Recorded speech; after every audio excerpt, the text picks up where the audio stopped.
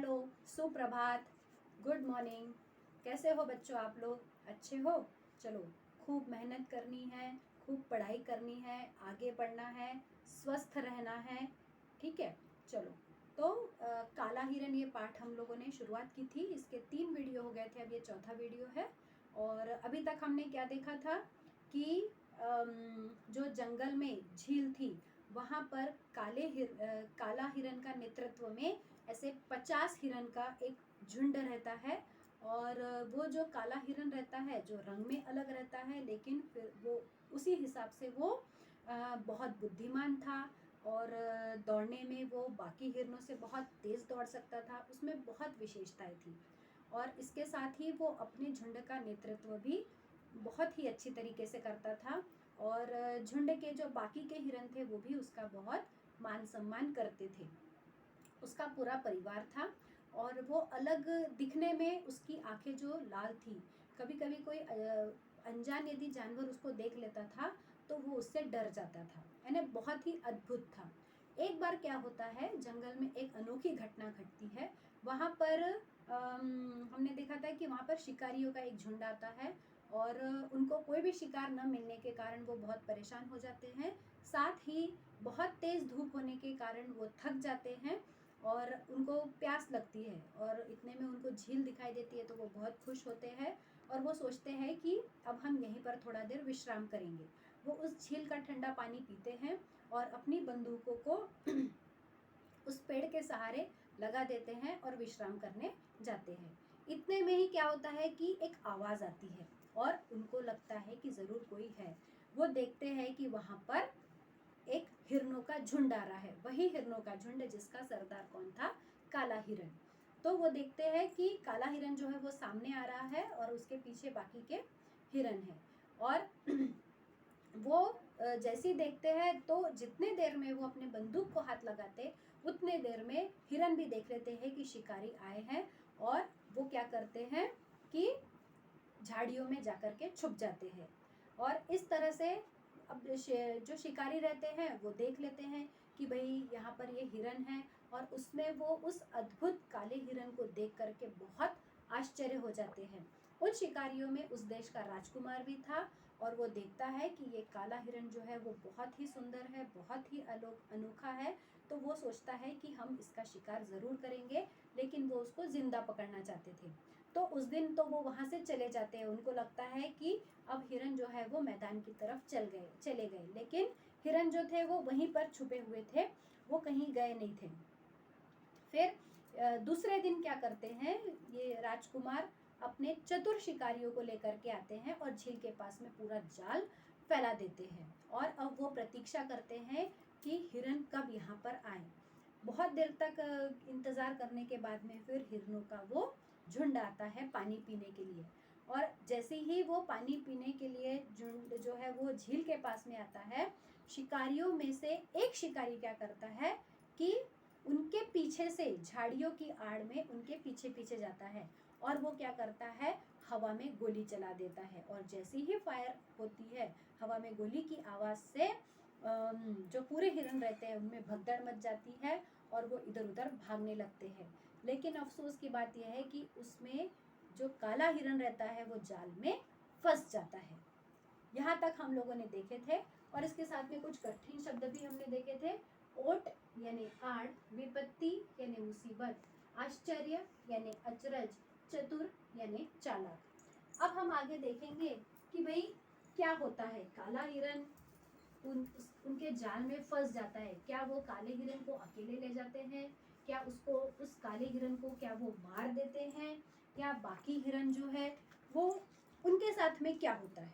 Page number 78 में हमको देखना है। आप लोगों को शब्दों के उच्चारण की ओर अच्छी तरह से ध्यान देना है और जब मैं पढ़ूंगी तो आपको उंगली आपके पाठ्य पुस्तक पर रखनी है। राजकुमार ने अपने साथियों को पीछे हटने का आदेश दिया।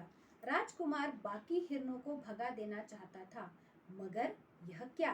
राजकुमार आश्चर्य में पड़ गया। अब राजकुमार क्या सोचता है कि मुझे सिर्फ वो काला हिरन चाहिए, वो भी जिंदा। तो वो क्या चाहता है, पहले तो अपने साथियों को बोलता है कि तुम लोग सब पीछे हट जाओ उसके बाद में फिर वो चाहता है कि जो बाकी के हिरण है वो वहां से चले जाए, लेकिन ऐसा होता है क्या? नहीं। काले हिरण को जाल में फंसा हुआ देखकर सभी हिरण भागते भागते रुक गए। अब वो भागते जाते हैं, लेकिन जैसे ही वो देखते हैं कि हमारा सरदार जो है वो जाल में फंसा हुआ है, वो वहीं पर रुक जाते हैं। सारे हिरण एक घेरा बनाकर काले हिरण के पास आकर खड़े हो गए। देखो, अब यहाँ पर हम कहते हैं कि प्राणियों में, जानवरों में इमोशंस नहीं होते, भावनाएं नहीं होते। इसका ये उदाहरण हम देख सकते हैं कि देखो, वो अपने सरदार को जाल में फंसा हुआ देखकर वो क्या करते हैं, चारों तरफ घेरा बना करके खड़े हो जाते हैं। वहां पर जानवरों के संगठन का एक अद्भुत दृश्य उपस्थित हो गया। ऐसा लगता था मानो सारे हिरण अपने नेता के लिए आत्मसमर्पण करने के लिए तैयार हो गए हैं। और क्या लगता है बाकी हिरणों को देख करके कि वो अपने सरदार के लिए खुद को समर्पण करने के लिए तैयार है। आत्मसमर्पण यानी खुद को सौंप देने के लिए वो बाकी हिरण तैयार है कि भाई तुम हमें पकड़ लो, लेकिन हमारे सरदार को छोड़ दो। तभी हिरनी घेरे से बाहर निकली, वह जाल के निकट आई। काला हिरन कातर दृष्टि से अपने साथियों की ओर देख रहा था, और इतने में ही क्या होता है कि एक हिरनी वो घेरे में से बाहर आती है और हिरन की तरफ जाती है और जाल के पास में जाती है। काला हिरन जो है वो कातर दृष्टि से, कि यानी वो विवश था, वो क्या कर सकता था क्योंकि वो तो जाल में फंसा हुआ था, तो वो विवश होकर के विवशता से अपने साथियों को देख रहा था। हिरनी की आंखें आंसुओं से गीली थी। वह धीरे धीरे हिरन के पास आई। वह सींगों से उसे खुजलाने लगी। मूक पशु करता भी क्या, राजकुमार को यह सब सपने जैसा लग रहा था। देखो, अब क्या करती है वो काली हिरन, जो हिरनी थी वो आती है, उसकी आंखें जो थी वो आंसुओं से गीली रहती है और वो धीरे धीरे हिरन के पास में आती है और उसको अपने सींगों से खुजलाने लगती है, यानी कि सहलाने लगती है, क्योंकि अब बाकी हिरणों को लग रहा था और वो हिरन को क्या लग रहा था कि अब ये जाल में फंस गया है हमारा सरदार, तो अब क्या होगा, ये शिकारी जो है इसको लेकर के यहाँ से चले जाएंगे।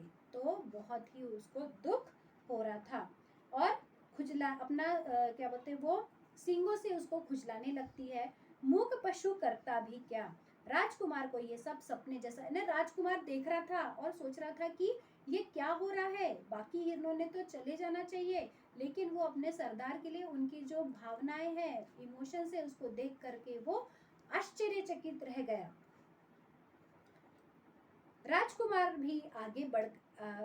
भी थोड़ा आगे बढ़ा। उसे विश्वास था कि उसके आगे जाने पर हिरनी भाग खड़ी होगी, किंतु ऐसा नहीं हुआ।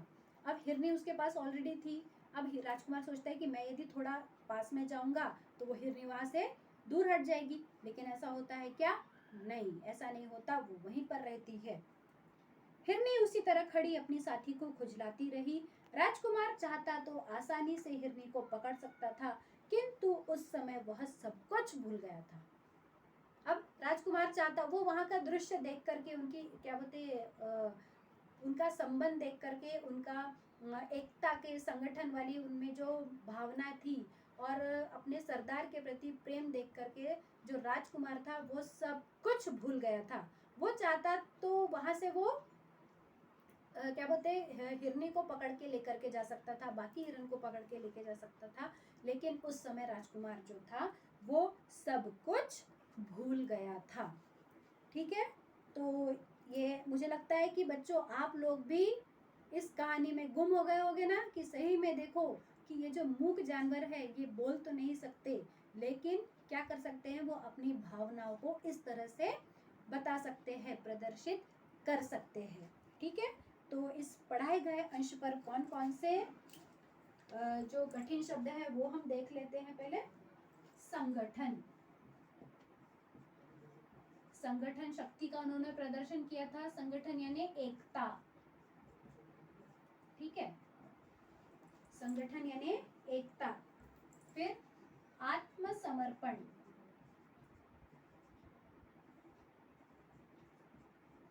आत्मसमर्पण यानी अपने को सौंप देना। ठीक, फिर कातर दृष्टि, कातर दृष्टि से देख रहा था कौन? काला हिरन अपने साथियों को, यानी विवशता, विवशता। ठीक है, फिर उसके बाद में मूक, मूक यानी चुप, बिल्कुल चुपचाप हो गए थे बाकी के हिरण। तो फिर से हम एक बार इसको दोहराएंगे। संगठन यानी एकता, आत्मसमर्पण यानी अपने को सौंप देना, कातर दृष्टि यानी विवशता, मूक यानी चुप। ठीक है, तो इतना भाग, इतना पाठ आपको समझ में आया होगा। इसके आगे का पाठ जो है आप लोगों को मैं अगले वीडियो में समझाऊंगी। धन्यवाद।